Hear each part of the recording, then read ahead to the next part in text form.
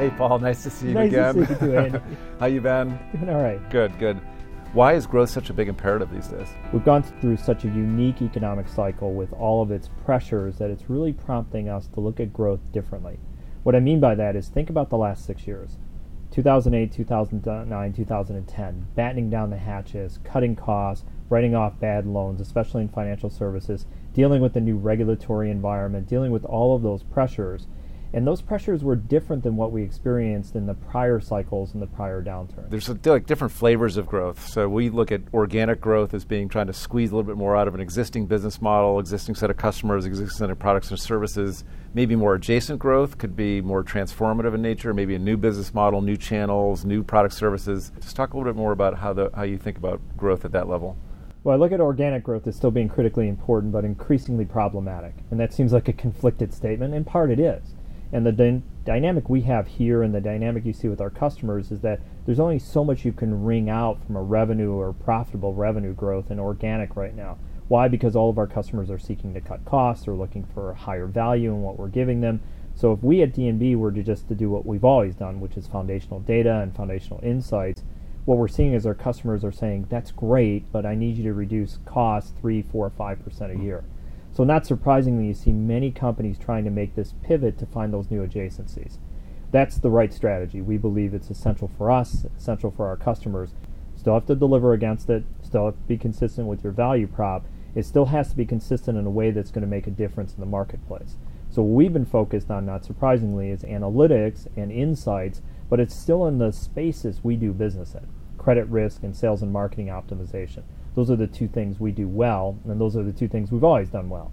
We advise our customers to do the same thing. You have to find the adjacencies to generate growth, but it's very hard to go to an adjacency that is multiple zip codes away from who you really are in the marketplace. Yep. When you're thinking about these different flavors of growth, where does the customer or your client or your customer fit into the mix there, and how do you think about customers being that source of growth or a place to turn to? Well, they have to be at the center. For us, for instance, we spent a considerable amount of time in the last year making sure that the roadmap we're executing to, which involves adjacencies and adjacent growth, we spend time with our customers constantly sense checking and making sure that we're addressing their business needs, solving their problems, helping them grow in a very difficult marketplace.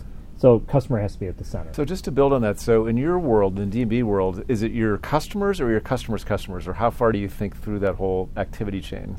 Well, it's both. We look at our customers, but we always have to look at our customers' customers because we're in business to support business in their relationships with other businesses. Yeah. So a big chunk of our growth in terms of adjacency is around sales and marketing optimization. It's about helping our customers be more effective in terms of their sales and marketing resources to grow their business in the marketplace. How do you know if you're on the right growth path?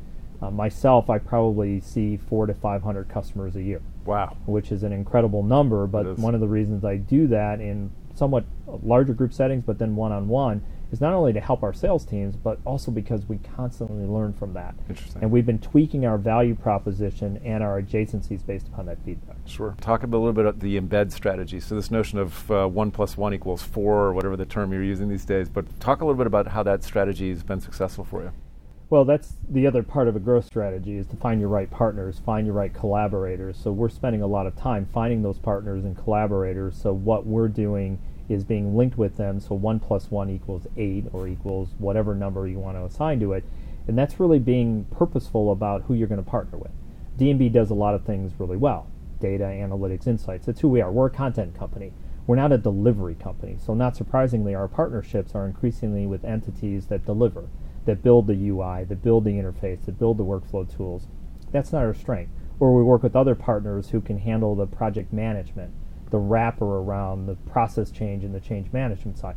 That's not what we excel at either. So while we're building adjacencies, to my earlier point, those adjacencies are always back to who we really are, and then we find the partners to deploy and extend those adjacencies in new ways. Deliver, yeah. Talk a little bit about what some of the bigger barriers are, internal barriers are, to actually then chasing the growth that's been identified.